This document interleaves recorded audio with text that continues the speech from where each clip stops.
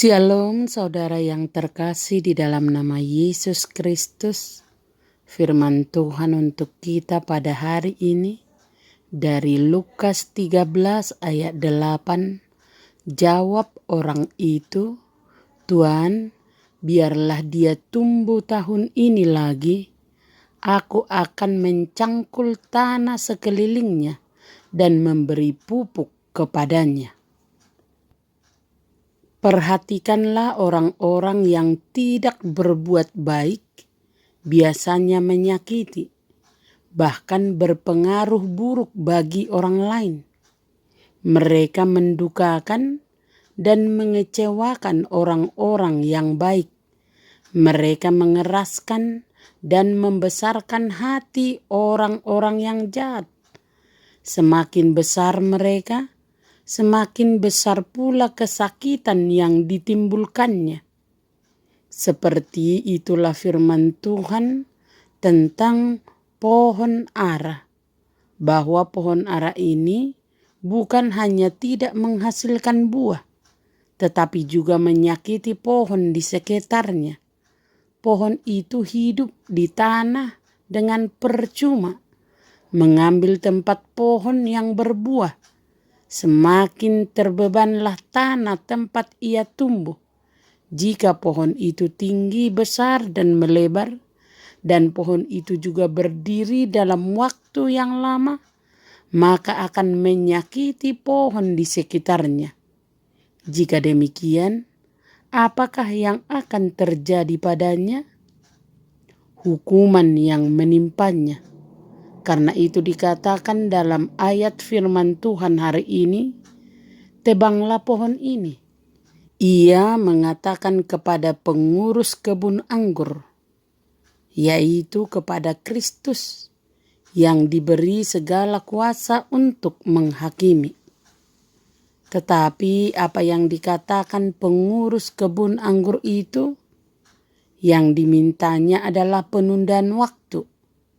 "Tuhan, biarlah dia tumbuh tahun ini lagi."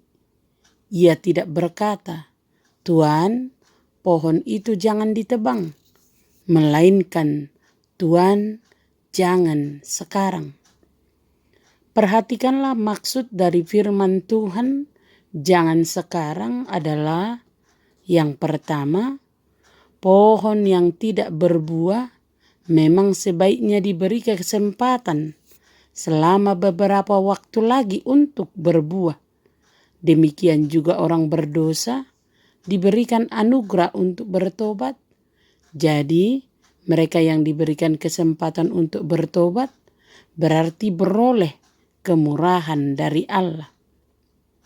Yang kedua, kita berhutang kepada Kristus, Sang Pengantara Agung, sehingga pohon-pohon yang tidak berbuah tidak langsung ditebang.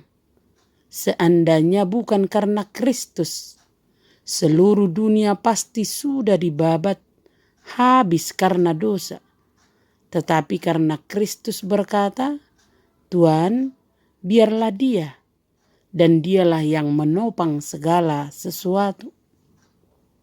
Yang ketiga, kita didorong untuk berdoa kepada Allah agar ia berbelas kasihan untuk memberikan lebih banyak kesempatan lagi kepada kita.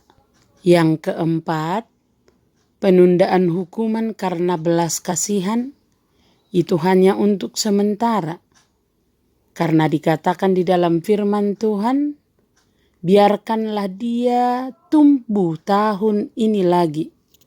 Waktu yang singkat tetapi cukup untuk bertobat dan berbalik kepada Allah. Apabila Allah sudah lama bersabar, ingat, kita tidak bisa berharap bahwa ia akan bersabar selamanya. Yang kelima, penundaan waktu dapat diberikan kepada kita, tetapi kita sendiri haruslah menunjukkan iman, pertobatan, dan doa-doa. Sebab kalau tidak, maka tidak akan ada pengampunan. Tidak seorang pun layak di hadapan Tuhan. Anda dan saya sama-sama orang berdosa yang pantas mati masuk neraka. Namun ibarat pohon ara, kita mendapat anugerah dan kesempatan untuk menghasilkan buah. Semua ini adalah karya Yesus yang menunjukkan bagaimana Ia berjanji untuk memanfaatkan kesempatan yang Tuhan berikan. Karena itu Tuhan berkata, "Aku akan mencangkol tanah sekelilingnya dan memberikan pupuk kepadanya." Melalui firman Tuhan hari ini, Tuhan Yesus menjelaskan bahwa kesempatan untuk bertobat masih diberikan. Pengurus kebun masih memohon kepada tuannya untuk bersabar menanti pohon tersebut berbuah. Ini menunjukkan pentingnya pertobatan. Marilah kita bertanya kepada diri kita sendiri, sudahkah kita bertobat? Kristus masih memberikan kesempatan kepada kita untuk bertobat, yang mungkin merupakan kesempatan kesekian kalinya yang diberikan kepada kita. Oleh karena itu, jangan tunda lagi, sebab jika kita masih menutup rapat pintu hati kita untuk pertobatan, maka mungkin Tuhan akan mencampakkan kita ke dalam api. Amin.